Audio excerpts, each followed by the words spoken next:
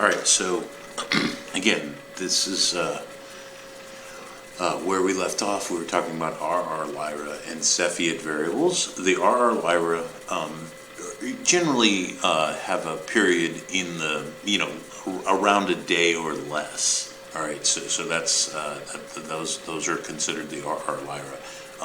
What we've learned, of course, is these tend to be smaller stars than the Cepheids. The Cepheid variables have a period in the some number of days. Like this one. Like you got to take any 2 points that correspond on with 2 points that repeat. That's what I mean by it. So like this peak and then this peak, right? So this peak is happening at I don't know, a little less than 2 days at time 2 days, and then another one at 5 days. So I don't know, maybe 2.5 days.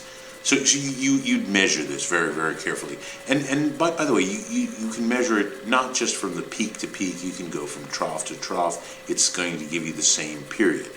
And this is how it's varying in brightness. They're giving us, some units. All right. So remember, the Cepheids can vary anywhere from, the different Cepheids vary anywhere from more than a day to all the way up to about 100 days, although that's getting really far up there.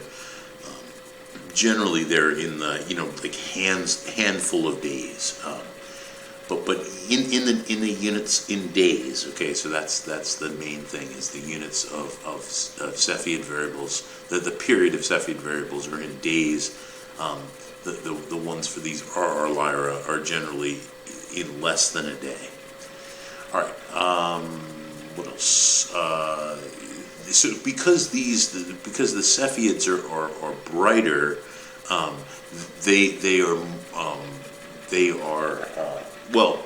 they're brighter so that we can see them through a lot of the dust and gas that obscures parts of different parts of the galaxy.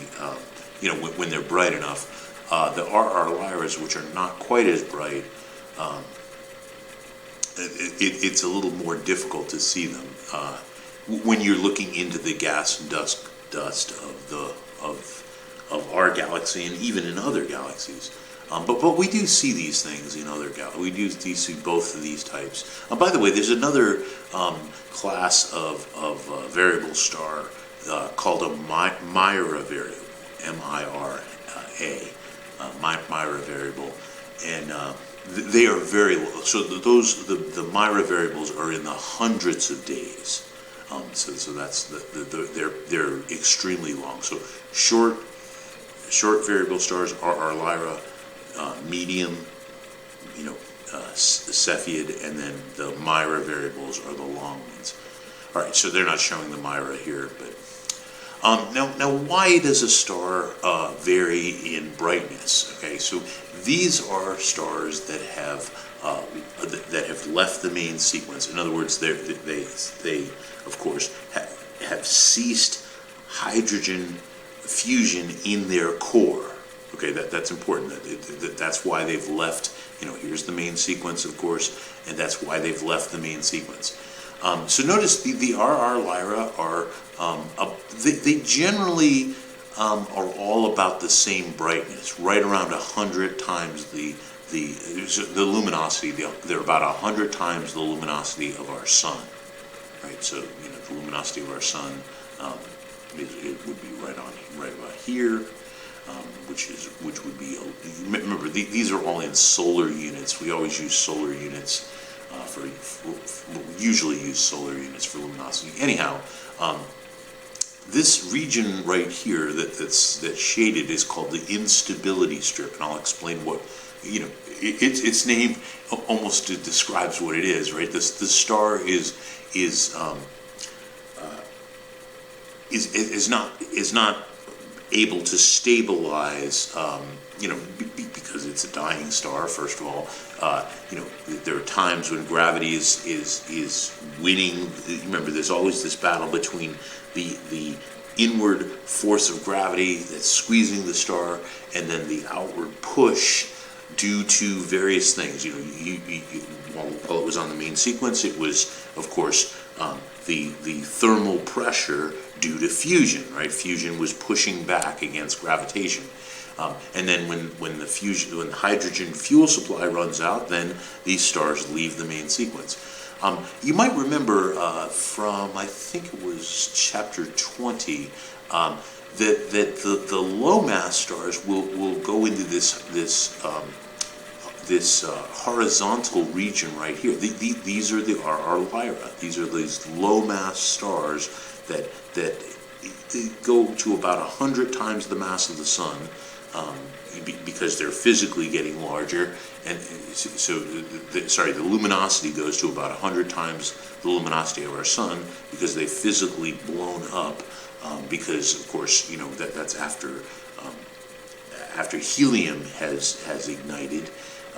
Remember, there's that thing that's the helium flash, and then it goes down here to this horizontal region. Anyhow, if you look up in the night sky, you're seeing stars in all parts of their stellar evolution. Usually they're going to be right here on the main sequence because that's where they spend most of their time. But we find certain stars that have left the main sequence and they're in this region right here, and then there are other stars that are in this region right here. All right, so what's going on is it really has to do, for both of these, it turns out that it has to do with what's called opacity. Okay, so when something is opaque, light can't pass through it.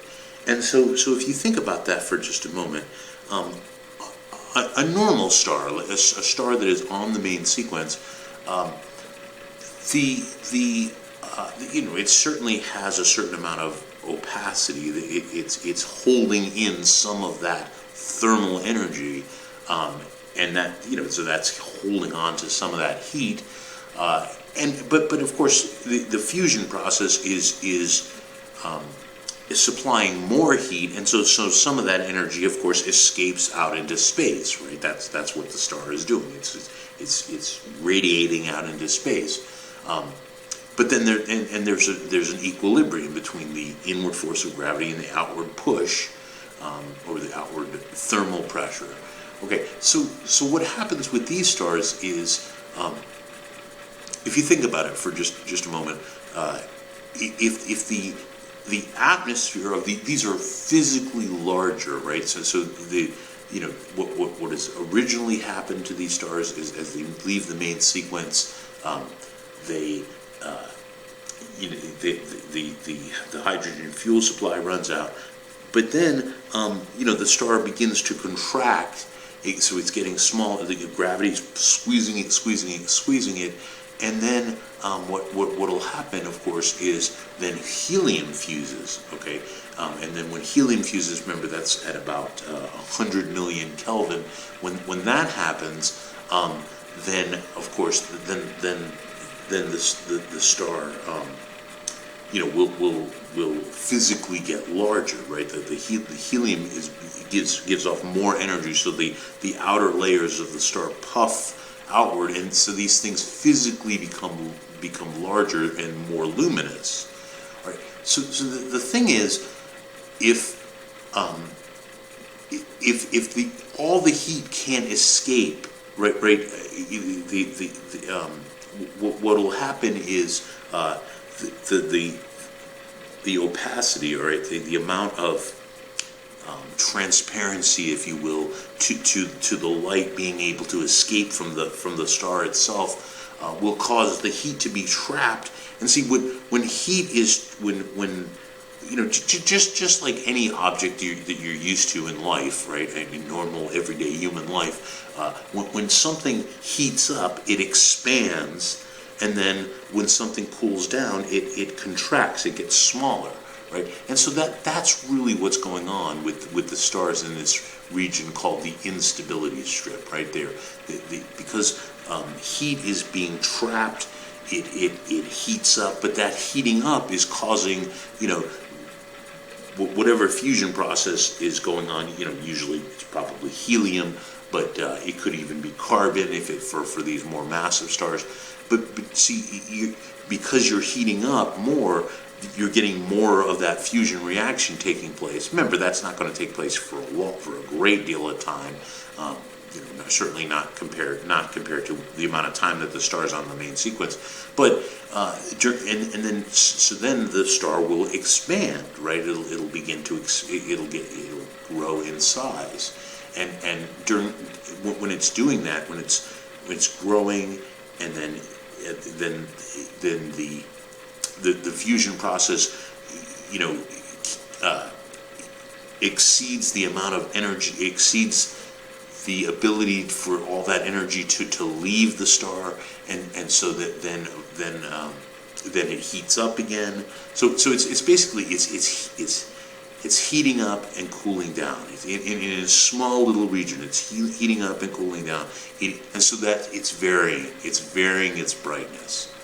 And so we observe that during this little snapshot, this little window into the into some of those stars in the night sky,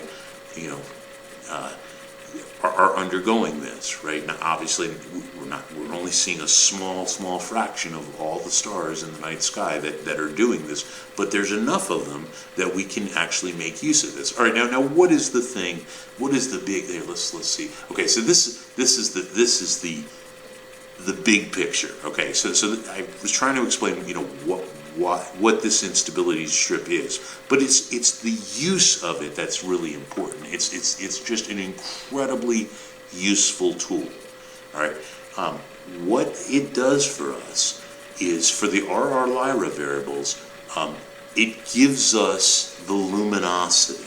So no matter how far away they are, right? So you can have stars, RR Lyra variables that are, in globular clusters or within the disk of our galaxy, it doesn't matter, or even in other galaxies, they all have the same luminosity, right?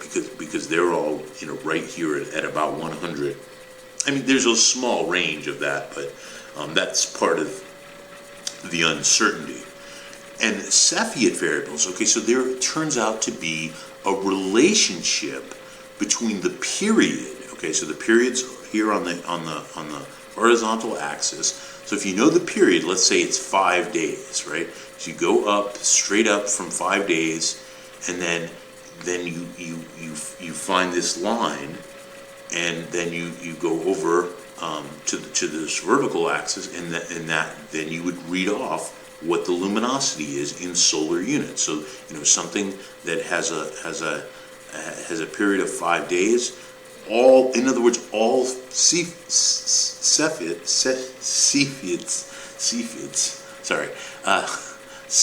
variables that have the same period have the same luminosity, no matter how far away they are. So that is the key, this period luminosity relationship, which was discovered by one of these what the so-called Harvard computers, these women that worked doing calculations, and her name was Henrietta Leavitt, and she made this great discovery that in modern times, had that kind of discovery been made, I'm virtually certain she would have won a Nobel Prize. But that was well over 100 years ago, and anyhow, this has been just such an important tool in astronomy, especially these Cepheids, because these are brighter, as you can see. I mean, they go up from a little more than 100 times the luminosity of the sun to over 10,000 times some of them. And so these things are incredibly useful as distance yardsticks. In other words, we use them to measure distances to stars, and so it's one more rung on the ladder out into the universe in our understanding of the distances to stars and galaxies and things like that. All right, so here, so let's see.